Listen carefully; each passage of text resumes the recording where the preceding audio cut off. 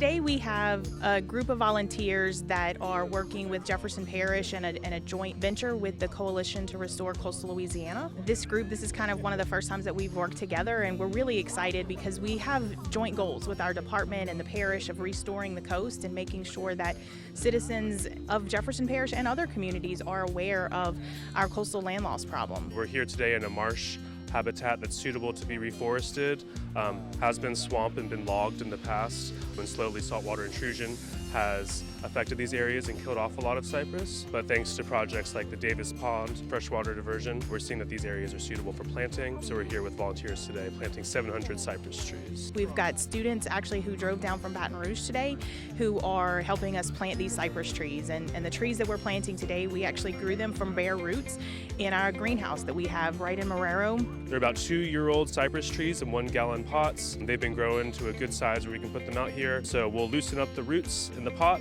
pull them out of the pots, and we space them about 10 feet apart. So we'll dig a hole where they're at a correct elevation to grow nice and healthy.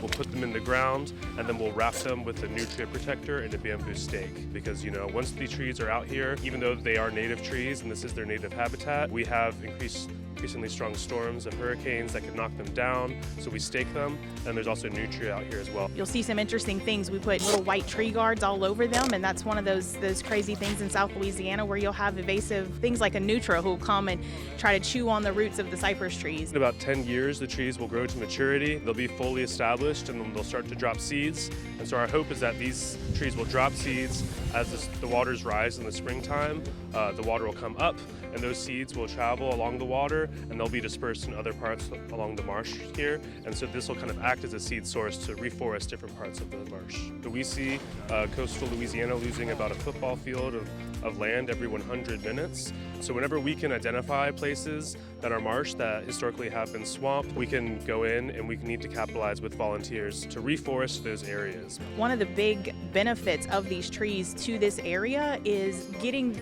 the ability for this vegetation to grow into the soil and hold the soil together so that whenever we have a storm, a tropical storm with waves, it doesn't chew the land up as much. And so we're really excited just to plant in this area close to Bayou Segnette.